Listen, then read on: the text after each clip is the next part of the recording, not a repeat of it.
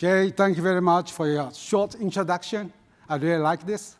And always tough give a talk after nice lunch, right? I think Jay picked up on me. He thought I would give a very exciting lectures.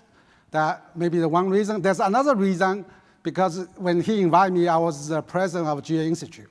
But he did not realize, and 2 weeks ago, I stepped down. Now I'm the immediate past president. Unfortunately, he stuck with me with this lecture.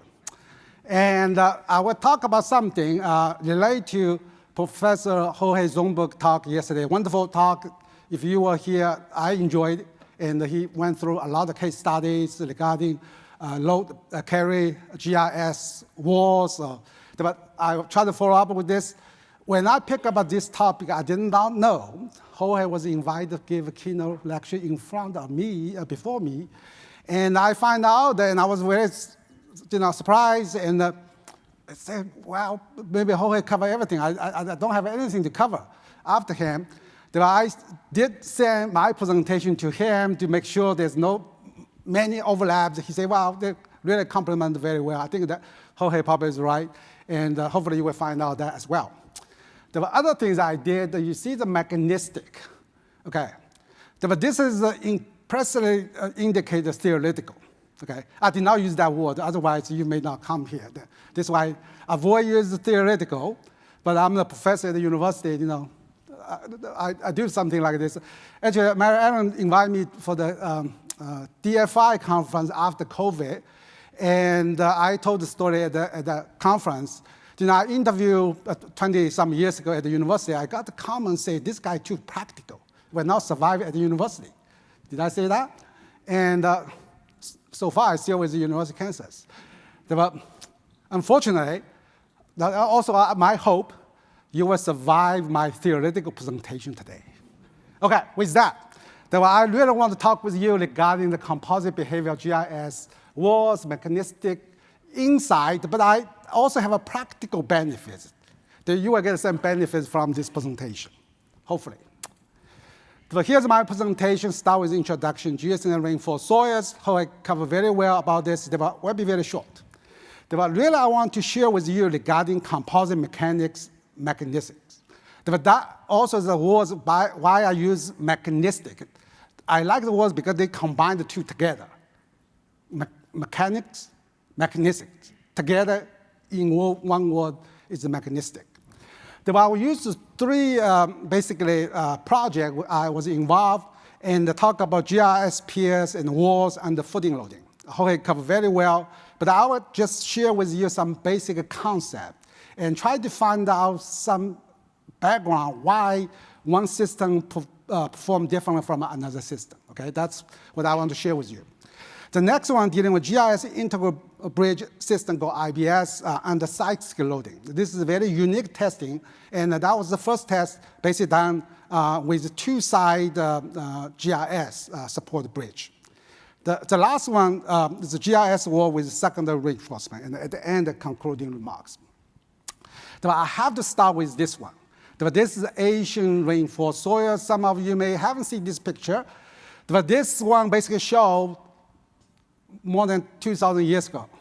People already know how to build reinforced soil mass. But this was the one uses natural material to build retaining wall in China. What the kind of material? Basically those kind of materials. Reeds and willows and grass put together layer by layer. They were very clear, you can see the layer of layer, and this is closed space. The closed space concept is not new, 2,000 years ago. Okay? There are another things. Now, Jorge was introduced yesterday. Was here? Is here? Basically saying Jorge has a lecture named after him. Okay. Look at this sign here. Oh, I'm sorry. Can you go back? I have to go back that one. But this system was built in Han Dynasty. And this retaining wall is named Han Great Wall. I have something named after me with the whole dynasty and the Great Wall, okay? This is just a joke. Anyway, Okay, he covered two systems. One basically called true retaining wall system, basically with a large spacing. Typically, we are talking about like greater than 1 foot spacing. And then another system, basically the GRS, IBS with close spacing, typically less than 300 millimeter or 1 foot spacing. And in the design, basically there are some similarities, there are some difference. The first, let's take a look at the external design. That we treat the reinforced zone as a rigid body. Now we don't use the composite, it's really a composite, okay? And for this system, it also has a rigid body and also a composite. Their design is exact same, okay? Even though we say these are two different systems, actually when we're dealing with external stability, we use exact same concept, composite behavior of reinforced mass. However, for internal stability, this has like a failing plan. And then the geogrid provides the anchorage, okay? It's called tie-back system. And this one basically dealing with the whole mass together under load, and we check the deformation. There's some difference, okay? If you ask a GIS mass and say, how do GIS mass know when they should behave like a tie-back or composite system? They cannot, okay? But that's what I want to talk with you. Whether they are really different or they're same, I will illustrate through my presentation. Let's start with very basic, okay? And I think there was a joke this morning. Tom said, his presentation only one technical slide. I have a presentation, all the slides technical, okay? So I'll start with this one. Basically, I want to share with you, composite mechanics or mechanics of composite materials. They haven't figured out this one a long time ago. As you see here, it's 1989. They already have a formula to describe the two materials come together to get the equivalent modules, the composite modules, okay? But depend on the loading direction into the orientation of the fiber, for our case, basically geosynthetics. For this case, as you see, if the loading is the same direction as fiber and then surrounding by metrics like soil, you can calculate the equivalent modules, basically combine them together. The VF basically is a unit cell or triple area. What is the percentage of the fibers? Okay, you can calculate that. And then if your loading is perpendicular to that, there's another formula that was proposed about 100 years ago. Okay, but that formula actually is quite different. But this is the one to figure out what will be the modulus and this vertical load if the reinforcement is transversal, okay? And then, how about this situation? If this kind of shear, when this can happen? During the earthquake, right? But if we have GIS during earthquake basis shear, what kind of modulus they come out? Shear modulus like this, okay? How do we compare that result? Basically, this is called 1D rule of mixture. Basically, mix two materials together, become composite, okay? That's what I want to talk with you. If you look at the modulus change, depend on the percent of the volumetric of fiber or geosynthetic. The first one, basically, the modulus increase very quickly with your inclusion of fiber or geosynthetics. When the load in the same direction with geosynthetic is very effective. Immediately take action, carry the load. That is something, as we know, geosynthetic work very well to carry lateral load, right? When the water moves, there's a pull back, it's very effective. The second situation here, basically, initially, it's not very effective. Eventually, we pick up if you replace the whole thing. When you apply the load transversal to the reinforcement direction, actually, you will not get a lot of benefit in terms of modulus increase, okay? That is also true for the equivalent strengths. The Poisson's ratio have a similar relationship. However, composite behavior include low shearing and strength compatibility. Basically, those are the two keys, basically, make the material as a composite material, okay? But I'd like to share with something with you. Stan Boyd and we worked together at the GI board in the last 4 years. And he did a wonderful job with Professor Holtz and back in 1994. And they did tests. Basically, if you look at the cross-section here, this is the reinforcement, this is the soil, subject vertical load, and they put some kind of measurement to see how much tension in the reinforcement. Basically, you compress the soil will start to move laterally, how much tension will be carried by geosynthetics. And they test different kind of geosynthetic, and if you look this is a different strands, and this is elongation, okay? But they also use one case with steel, the elongation 0.6%. It's very small, right? But if you look at other products, all the elongation is very large, some like 95%. Can soil tolerate 95% strand? Definitely not, that already failed a long time ago. And they come out the results that you see here. This is the one without geosynthetic. This is the actual stress, basically how much applied. Then we can see there's a lot of benefit with geosynthetic or steel reinforcement. Now, the steel reinforcement mobilizes strands very quickly because the stiffness is high, but it will start to level out, okay? Then let's take a look at this. As you see here, significant increase with reinforcement in terms of strength. This is the one, how much tension they measure in each reinforcement, okay? And I compare with the maximum tension for this geosynthetic that's way, way less. In other words, even though the sample failed, the geosynthetic had not been mobilized at all. Basically, the soil has failed, okay? But that, most of the cases like this. And then they came out with the idea and said, use the tension divided by the cross-section of the sample and get equivalent confining stress. The basic said mobilization and tension in the geosynthetic to apply to the confining stress. If you're doing that, and they found out something basically interesting over there, say, this is what I want to get into. The two soil they test, all the case basically got the same curve. After you consider the tension as confining stress, and then treat as just composite material, and you got the same as this. And also for another soil, exact same. But basically, they verify a basic concept, as it shows here the Moore Coulomb envelope. Initially, this is the Moore Coulomb envelope, but this is Moore Coulomb with a smaller confining stress, and then increase confining stress from the geosynthetic, you make the larger Moore circle, and then if you draw from original sigma 3 to the vertical stress, you got the large Moore circle, then you get what we typically call apparent cohesion. But that is one way, basically, to demonstrate the benefit of geosynthetic in soil, basically increase the strength by adding apparent cohesion, right? That's very important concept, as that was proposed by Yang Sheng back in 1974.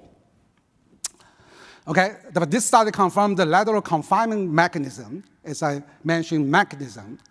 But there was a wonderful study done by Professor Ziegler in Germany, and he was testing the column, as you see here, and put the geosynthetic layer there, and he tested this without geosynthetic, 1 layer, 2 layer, 3 layer, 4, 5 layer, you see the increase of the capacity. And he also measured the lateral movement of the column, and this is the one without the geosynthetic, and 1 layer, 2 layers, 3 layers, 5 layers, 7 layers, and basically reduce the lateral movement of the specimen, okay? But that basically demonstrate increase the reinforced layers, increase the low capacity of GRS column, and reduce its lateral deformation. And he explained the model looked like this. He has a 3-layer geosynthetics, and under the load, basically the soils tend to move laterally outwards, generally shear stress, and geosynthetic carry tension. The soil between does the similar things, basically mobilized tension. And then eventually you increase the vertical stress. That he used this one to stress pass, okay, that's the stress pass. Initially there's no load, you apply the confining stress around it, you come to this point. Now you increase the vertical stress or diffusive stress, eventually reach to the failure if you don't have geosynthetic. That's very basic. Now what happened with the geosynthetic one, you can keep increase to the point, basically because of the additional confining stress provided by geosynthetics. This is why you can increase the stress from 1.1 to 0.3. Okay? That is a similar kind of effect as the Stan and Professor Holtz explained early on. There was one very nice study done in Taiwan, and they investigate the connection or anchorage. And this is the specimen, like a plain strand. First case without geosynthetic. This geosynthetic with anchorage is geosynthetic without anchorage. Okay?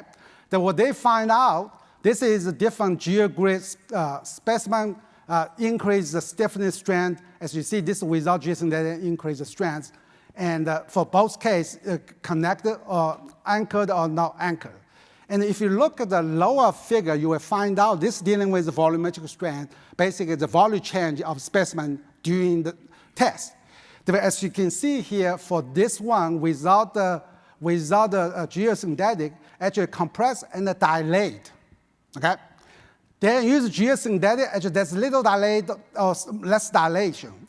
Basically, the geosynthetic suppress dilation. Okay? What that effect? Let me illustrate to you. If we have a specimen like this, then when you compress, specimen will expand, right? Without geosynthetic like this. But what happens if you have geosynthetic, will dilate, but dilate much less, okay? If you reduce lateral deformation, you will reduce vertical deformation, right? That is great benefit.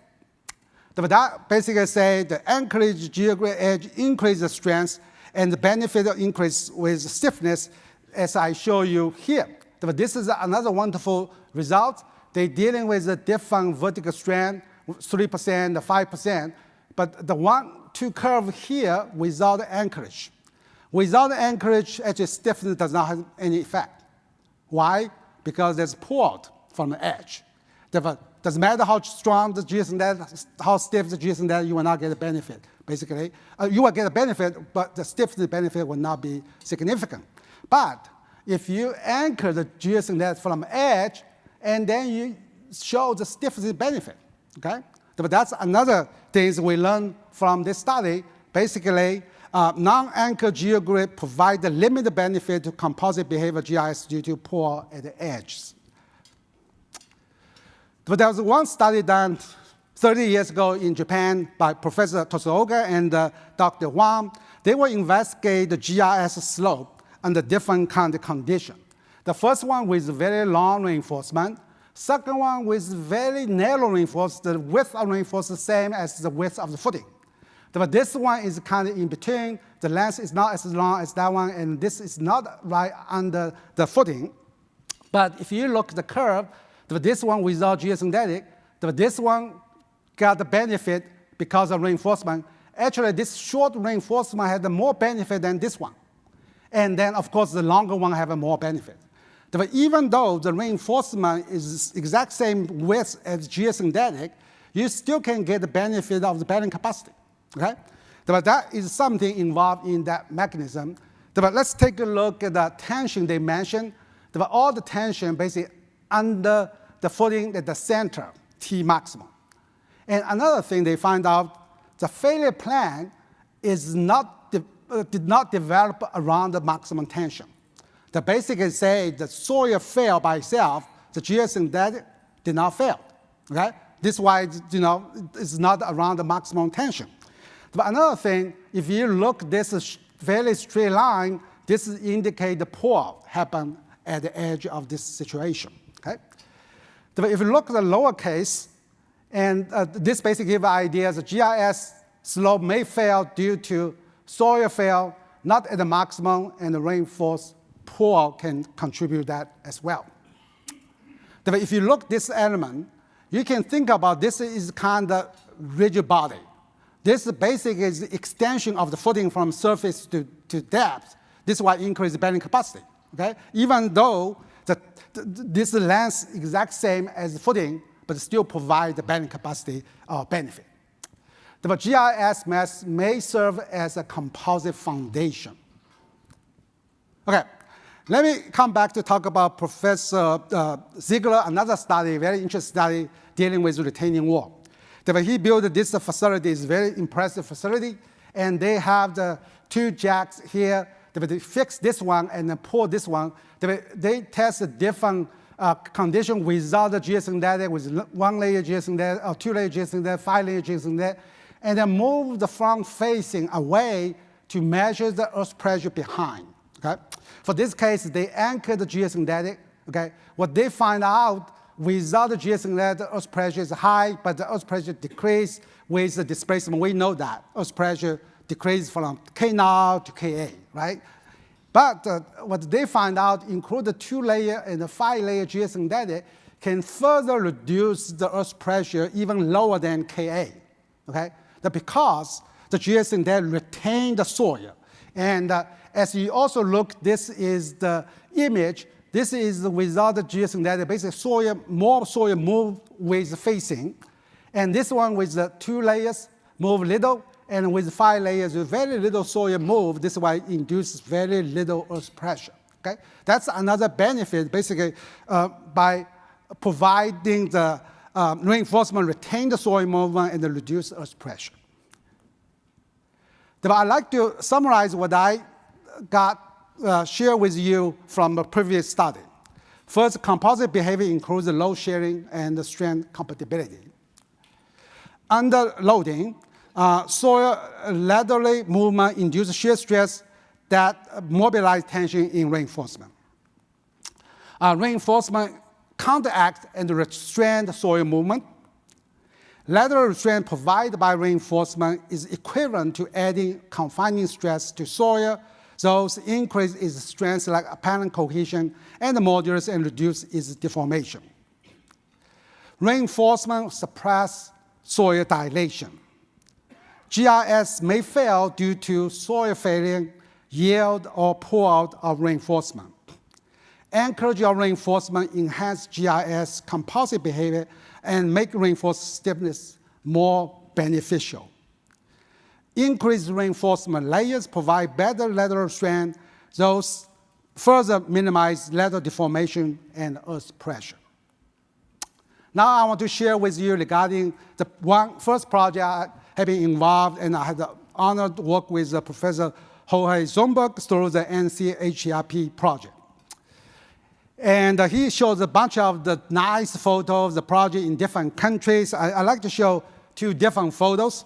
And actually, both photos were taken in Denver. We had a couple of days meeting over there. But this is kind of unique GRS and IBS system.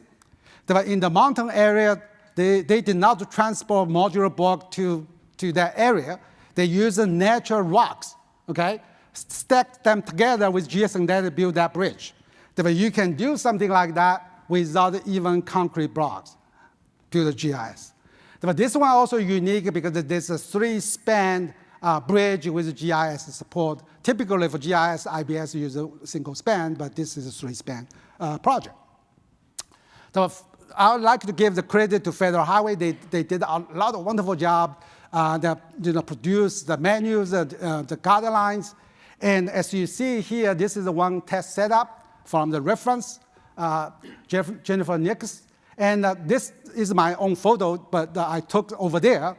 And they are doing the creep test, and this dealing with the bridge abutment stuff. They haven't worked for a long time, and generally very useful results.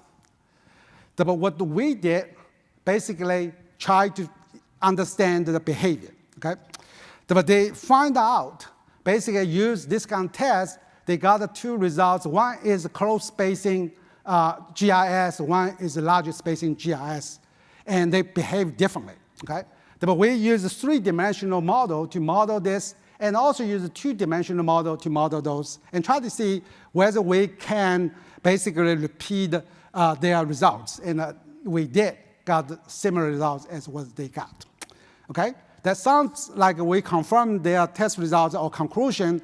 Basically, close reinforcement is better than large reinforced situation. But let me show you the results. But we pick up 2 different conditions. One's a close spacing. But this one is basically 0.2 meters. this 0.4 meter, basically double spacing, but we reduce the strength, reduce the stiffness. In other words, we keep the total strength of reinforcement for 2 cases exact same, but just change the spacing and then change the strength, basically match their total strength, okay? Total stiffness. Then we run the test, a numerical analysis for those 2 cases. One is a 2D, 2-dimensional, 3-dimensional piers, and we come out that results indeed the 2D perform better than the 3D for both cases, for 3D analysis, the 2D analysis, and here basically is the conclusion, indeed the closed space piers perform better. 2D piers slightly overestimate deformation than 3D piers, but they are very similar. Okay, but really, the pier things is not used for project. We use more like abutment, right? But let's say, whether that is similar. But we did the analysis, basically compare 2D pier with 2D walls. But this is the pier, and there's something back the pier, and do the same 2 conditions, and got a similar result. But one thing I want to point out, that was a surprise to me when the student gave me the results, say that the 2D wall deform more than 2D pier. I think that's impossible. If you get a support from somebody, you will be stronger, right? But it's not. But then we try to see what's going on. But think about this. When you have a pier, you push down this span uniformly 2 sides. If you have a back and they cannot just expand this side, only can expand 1 side, okay? That push this a little bit tilt towards this side to generate more deformation. But we calculate a larger deformation. That explains the pier, the wall not necessarily behave the same. There's a little bit different there, okay? But that is one thing we find out. Basically, the conclusion, indeed, the closed spacing pier walls perform better than larger spacing wall have a more deformation than piers. Okay, now let's play with another things, okay? You may think that this is an academic exercise, but there's some implication there. Okay, but we now call this narrow pier, the same as the Federal Highway pier, then we do the wide piers. See how that works, okay? Do the same condition. Now we see the narrow pier demonstrate close spacing is better. However, the wide pier show exact same. Okay? The 2 cases, close spacing, larger spacing, exact same. No different. Okay, that's interesting. Make us a little bit more excited, right? And now we found something different from other people already conclude. But we checked the deformation as well. The single pier, the close spacing deformation was smaller, and the larger pier, larger spacing was larger. But for the wide pier, they are same. Okay? Okay. That further make us more excited. And then we look into the tension distribution. They will look into the tension in each layers, and we plot this is the pore capacity. Okay, those are the pore capacity. And we find out that for the close spacing case, actually pore is not controlled. And for the larger spacing, you see the pore control, okay? If pore control, basically strength basically did not fully mobilized, okay? And then, as you think about it, if you have more layers, each layer will carry less load, right? If you have more layers, you will have more surface. You have more pore capacity. This is why, for the close spacing situation, you may not have a pore situation from edge, but for larger spacing situation, you have a pore. But that basically makes a difference, okay? We further verify this with additional research, okay? This one's a reinforced pore at the facing controls. And then this is basically shows wide range for wide piers. Actually, this pore capacity all larger than the reinforcement in the geosynthetic. This is why, okay? And then we did an additional test, analysis. They were dealing with 3-dimensional narrow pier, wide piers, and then we also checked the connection strength from facing. Low connection strength, high connection strength. For wide piers, we check the low connection strength. We don't feel that's necessary to check high connection strength. But that's what we found, okay? For narrow pier, as you can see, if low connection strength, they show difference. If you use high connection strength, they show very similar, okay? And for wide pier, if you low connection stress, also show very similar, okay? So basically, as we see here, the reinforced pour at the facing control, if it's a narrow pier without connection. And then if you have a narrow pier with a stronger connection, actually will not mobilize or fully mobilize port. And for wide piers, of course, you will not mobilize for poor situation. For that case, basically, the geosynthetic can fully mobilize tensile strength. Remember, for two cases, we use the same tensile strength. Okay? This is why if both mobilize tensile strengths, they are equal. Doesn't matter, this is a close spacing, large spacing. Okay? That reached to some kind of conclusion from that section here. Let's take a look at the three pier here. This is unreinforced. Under load, you generate very large lateral deformation. If you add a load with one layer, you get some deformation, but it's less than the unreinforced case. It's still poor control. If you use 3 layers, get even less, you may still have a poor control. Okay? Now, what we can do to prevent the reinforced pour, there's 3 ways you can do. One way, use many layer reinforcement, close spacing. Pour will not be issue. Okay? But that is one thing. Second thing, you can bury the pier inside other fields. Just like the one I showed you in Japan, they bury the reinforced mass inside underneath the footing inside the field. You will not have a pour issue either. The third one, basically you can use connections. That's the one they did comparison between anchorage without anchorage. Okay? But if you can do all those 3 or one of those 3, basically it doesn't matter. This is a close spacing, large spacing. You will end with the same performance if you have the same strength, stiffness, of reinforcement. Okay? But that is basically composite behavior. What I'm talk with you in terms of first research are being involved. Basically, lateral confinement can be better provided by close space reinforcement surrounding soils and facing mechanical connections. But let me show you what they got. Okay, they got a very good result. Dr. Fang did his PhD back 2009, and you see very nice X shear failure inside. And if you look at the spacing, this is 0.2. Okay, and they show all the layer failed. Remember, close spacing. There's no big issue for pour from edge, fail through the specimen. The Federal Highway had another one. This is 0.29, failed through the specimen, all failed. Look, this one, 0.39, the large spacing, all the corner basically failed, no reinforcement failed inside, okay? Basically, the edge failed, not the fail inside. But that basically is verified by those photos, and it's what we got from numerical conclusions. Okay, I had the opportunity to work with Ben Lenshinsky. Now we have 2 Lenshinsky, just to be clarified. And he had a PhD student that asked me to get involved, dealing with a study dealing with like steep slope or MSE wall or GIS wall, and dealing with footings. And we came out a bunch of different failure modes, okay? And as you see, that there's a list of the failure modes, but I don't want to spend time on this. But we checked 2 different spacing. Started with the larger spacing situation, okay? But that is a critical case.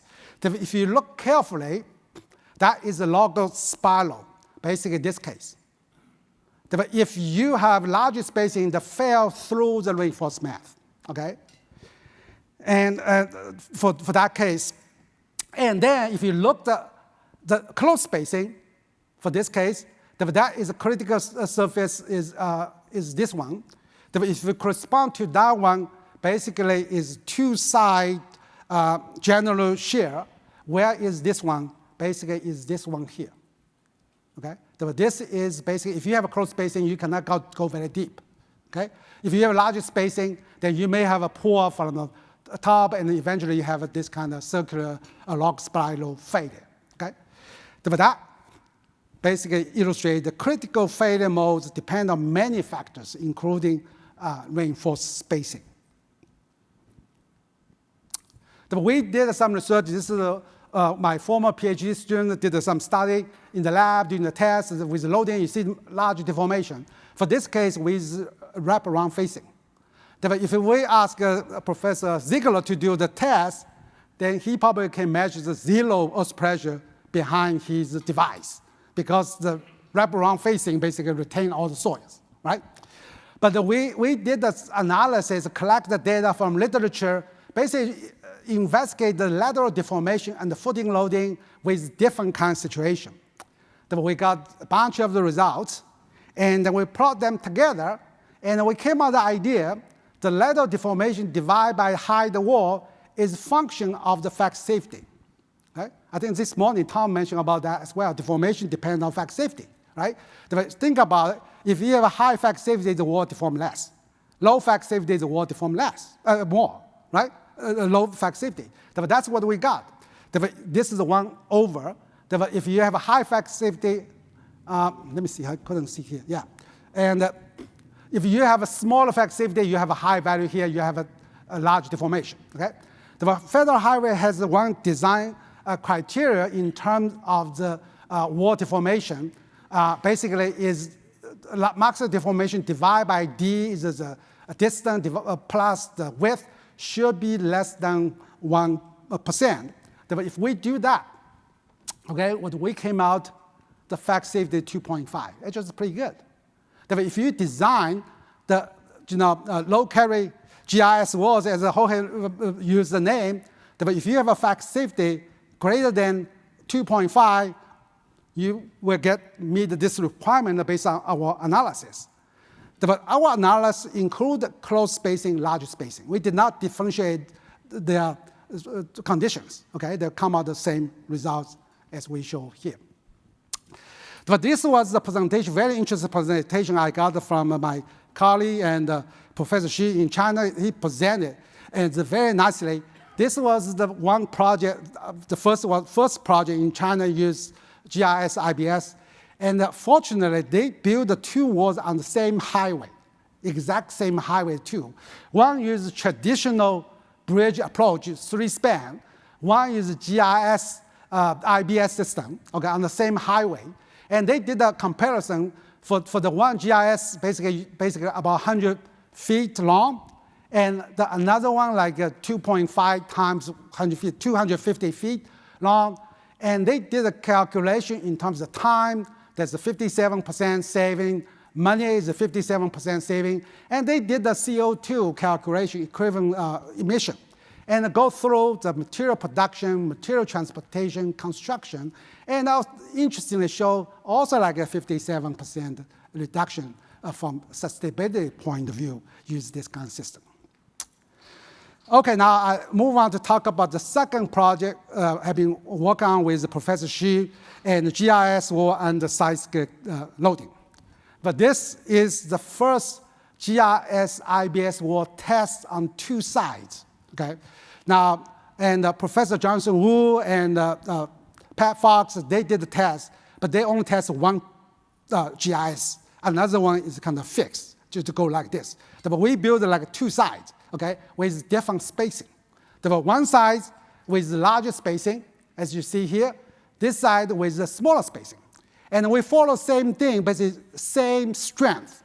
What we did, basically cut the rib of geogrid for one case, removes half of the rib, basically reduce the strength, but reduce the spacing as well, maintain the same strength spacing ratio. Because this is a 1-to-4 reduced scale test, we have to address the seismic motion. We will use the Kobe earthquake motion, and they will reduce the frequency by half. This is why the black one is testing. The red one is the Kobe earthquake. And then we have all kinds of instrumentation, displacement, earth pressure, acceleration, all those kind of things. I will show you some of the results.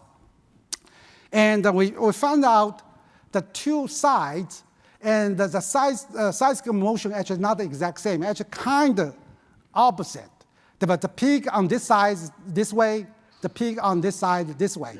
But if you think about it, if this is shake, one's push, one's pull. One's push, one's pull, right? But they are not the exact same.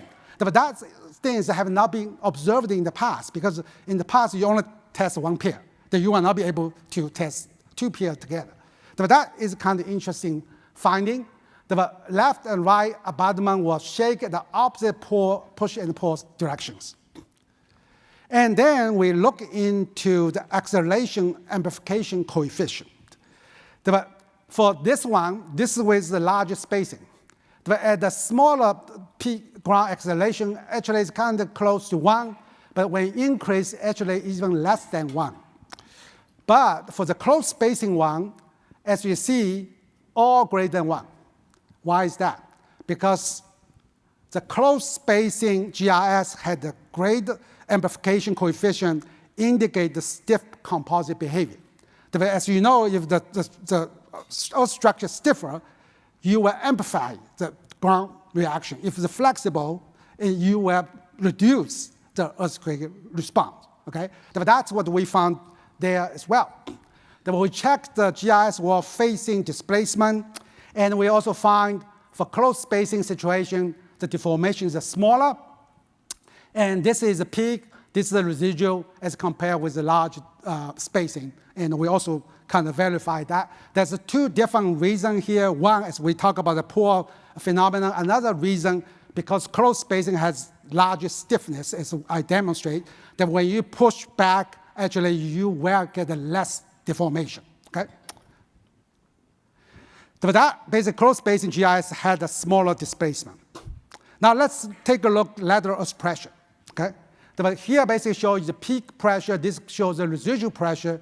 As you can see, for the close spacing one has a higher lateral earth pressure than the one with close spacing. Why? Again, because the close spacing was stiffer. When you push back, you generate more earth pressure. Because this is the peak earth pressure. It's not the, even the residual one is a little bit larger as well. Okay? But that is another thing we need to consider in the design. And basic close spacing, you may have some disadvantages there in terms of lateral earth pressure during the earthquake because you induce more lateral earth pressure there. Okay? But that basic close spacing had a higher earth pressure situation. Now, if you look at the geosynthetic, it is very obvious. And for the close spacing one has lower tension. For the larger spacing one has higher tension, very obvious because there are more layers there, right? Okay, now I move on to the last study I will be involved. This one was found by Kansas Department of Transportation, looking into secondary reinforcement. Okay, but there's I-70, basically the the retaining wall construction GIS wall. But we test the 3 sections, and the one is a control section, basically tests 3 with the primary uniaxial geogrid, and the test 2 with the secondary biaxial geogrid, test 1 with the uniaxial geogrid. Okay? And here basically show you 2 sections because the test 1, test 2, the section plots almost the same. And this is the one, as you can see, with largest spacing, and then here basically show the secondary reinforcement. The secondary reinforcement only is 4 feet. Now, for this project, it's very interesting. The reinforcement is so long. And we asked KDOT, and they say that initially they expect under retaining wall that's soft soil. That when they dig down, find out that's bedrock.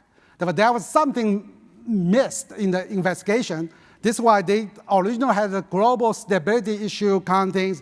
This is why it's very, very long reinforcement. But I think this is a very good example for me to illustrate. If you use the close spacing GIS IBS systems, how many geosynthetic layers should you use here? Many layers, many geosynthetic.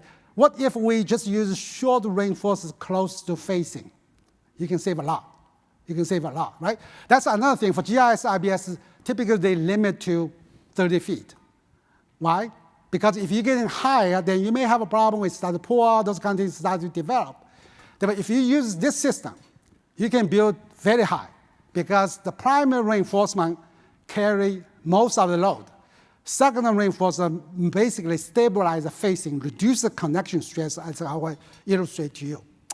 Okay, here basically show you the construction. You see the horizontal reinforcement? If you use the close spacing reinforcement, the contractor will hate you. There's so many layers in the place and the compact and all those kind of things, right? We have the really short secondary uniaxial reinforcement, biaxial reinforcement here as well. Show you the results. Here basically say for the two sections with the secondary reinforcement, it's almost kind of uniform as a Jorge illustrated yesterday, basically adopt into the Federal Highway Manual, basically with secondary reinforcement, basically the earth pressure kind of uniform. And another thing, as you can see, this is the one, this is the triangular one, basically is the control. And also show the two different stages, one without the top swell, one with the top swell, both show with secondary reinforcement reduce the deformation, facing deformation. And we also look into tension because I have strain gauges. And this side basically show the primary reinforcement. This is show the secondary reinforcement. Just pick up two locations. You can see this is the one without secondary reinforcement, the tension much high. This layer as well, but with the secondary reinforcement tension, maximum tension is lower. Of course, the secondary adjacent that need to carry some load as well. But we did some numerical analysis to do a parametric study to further investigate how the secondary reinforcement affect the performance. Here I show you some results. The first one show you the larger one basically without the secondary reinforcement deformation will be larger. This is the secondary reinforcement. Earth pressure again show that without the secondary reinforcement is larger and it's now uniform. And here basically show you the deformation. With secondary reinforcement, the deformation is less. But we basically find out that if secondary reinforcement length is 30% of the wall height, that is enough. Okay, that is enough for that. But typically, as we know, for standard design federal highways, 70% of reinforcement for primary. The 30%, that's enough. Even longer, that will not add much benefit. Another thing we find out, if you use different stiffness of secondary reinforcement, use a stiff secondary reinforcement, you reduce the connection strength in primary reinforcement quite a lot. Basically, the secondary reinforcement attract the tension and reduce the tension transfer to primary reinforcement. The secondary reinforcement with the length of 30% wall height provide the best benefit. Increase the secondary reinforcement stiffness lead to lower connection stress.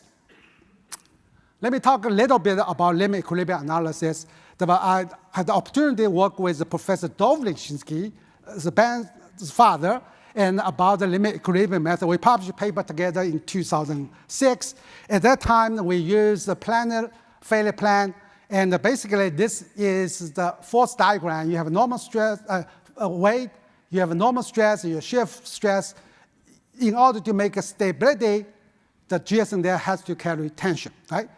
Based on that concept, and then we basically derive different lines of failure potential plan, and we figure out what is the tension required on this geosynthetics. That's for one layer.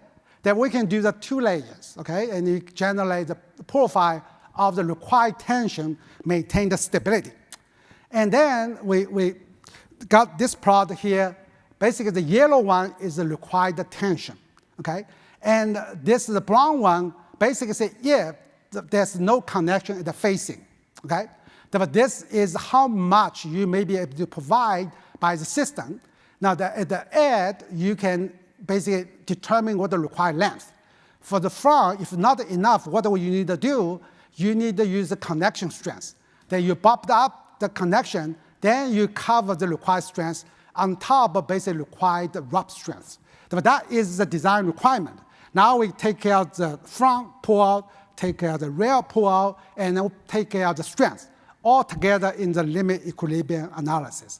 And Professor Ryshinsky and his students work on dealing with log spiral, all the kind of failure surface, and develop the Federal Highway Manual about limit equilibrium design for GIS world. But I borrowed the slides from Professor Ryshinsky, and he did a study on this dealing with secondary reinforcement. You see, that method can analyze the secondary reinforcement situation. There's no other method like lateral earth pressure method can do that analysis, right? But that is the benefit of the limit equilibrium analysis. The limit equilibrium method can consider reinforcement strength and pull together. Now I'm reached the concluding remark. I still have 3 minutes, 37 seconds left. No matter whether reinforcement are close or large space, their inclusion in the soil forms a composite GRS mass, shear loads and deform together. GSM reinforcement in GRS under compression and seismic loading provide lateral strength to soil movement. This is the most important benefit. Composite GRS mass may fail due to rupture or pull out of reinforcement or failure of soil. All failure modes should be checked. Effectiveness or efficiency of composite behavior depend on different factors, especially poor resistance of reinforcement from facing and soil.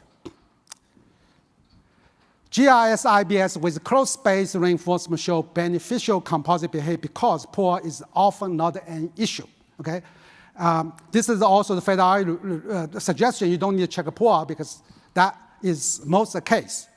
Reinforced poor can be prevented by closing spacing, mechanical connection, secondary reinforcement, or soil confinement. Secondary reinforcement in GIS was reduced reinforced force close to facing. Those enhanced composite behavior reduce facing deflections. GIS work with secondary reinforcement have construction and economic advantage over close spacing reinforcement walls when their height become large. Because secondary reinforcement, you are very short, you don't need a full length with that. And I like to acknowledge the sponsorship and CHB. As I mentioned, I work with Professor Jorge Zumberg, Dov Ryshinsky, Barry Christoph, and other people. The CADO provides support. My colleague Bob Parsons and other cooperators are also included here. I also like to thank the researchers cited in this presentation. With that, thank you very much.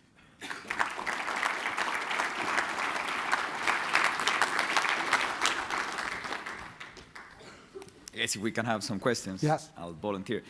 Excellent presentation. I love the composite part that you are presenting. Just to give you a little bit of background on local PennDOT and Pennsylvania work, we do a lot of the GRS IBS with the 8-inch separation, as you pointed out there. So we go into the composite, right? And we follow the FSWA manual. And I understand we just go with the composite thing, you get the strength. When we go into GRS, more for slopes, not exactly walls, but going for slopes, we go into the 1.5 feet. So now it's the 18-inch separation. We go more into, away from the composite, going to more the anchor. I like to call it like an anchor approach that you have, you have your circle, whatever is behind serves as an anchor based on friction. Years ago, when we started implementing all this, we were doing secondary reinforcement for only 6 feet front to the face, and there were benefits on that. And then we changed the standard, and now it's primary geosynthetic every 1.5 feet, 18 inches, but every 6 inches we have a geotextile that goes, so it's not the geogrid, it's the geotextile that goes the full length as the primary. I guess the reasoning on this is because it aids on compaction, because since you have it every 6 inches, you are having these thin layers and you're compacting. I personally, because I'm entitled for my own opinion, I think it also brings a lot of other benefits that we are not capitalizing on, regarding tensile strength. I mean, it's not as, obviously there is a difference in rigidity compared to the geogrid as the primary and the geotextile as the secondary, but it still is providing. You show a great slide, showing that a secondary with 30% of the height of the wall reduces significantly the pressure at the front. So keeping in mind that it's not exactly a wall, that is more a GRS slope, what do you think we're missing out that we are not locally modeling by having these geotextile every 6 inches and taking absolute no benefit from having it? I mean, I like to give credit to Federal Highway. They came out with this method. Basically, I consider this as a standard design. But for the engineer community, if we're dealing with different kinds of things, as what you talk about, start to use the secondary reinforcement, different geosynthetic strands, and then combined together, whether the Federal Highway design standards still cover, that is something you need to consider. What I'm really trying to convey to you, doesn't matter close spacing, large spacing, really is the same system, okay? But basically, depending on which one really control the behavior. If you can take care of the connection, those two basically behave exact same. But if not, they will define some different. The close spacing have some advantage in terms of static loading, but as I show, for the earthquake loading may not, because you make it stiffer, you attract more earth pressure behind the facing, right? And really you need to take all those things together in terms design consideration. Yeah, okay. I'm going to paraphrase you to see whether you agree with the statement. There's no difference if we have two systems with the same tensile capacity, and by that I mean the same summation of the ultimate tensile strength and the same summation of the stiffness in the different layers. There's no difference in the behavior in the vertical closely or largely spacing, provided that both of them have enough pull-out capacity. Correct? Yes. All right, so we're agreeing on that. What about the formations? That's the part that I'm not convinced that there is no difference. As I showed, the deformation also the same. Now, of course, you need to be careful, right? If you try to stretch out the spacing very, very large, then you may have some issues, basically the local deformation, okay? That may happen between the very large spacing. But the one what I demonstrate to you basically double the spacing. That's the typical layout as what the Federal Highway suggests. But we're looking into that. But if you look into like a 1 meter or 2 meter spacing compared with 0.2 meter spacing, even though the strength is the same, may probably deform different because between that large spacing, the local deformation will be different. But that is something I want to add. Thank you. Thank you. Okay.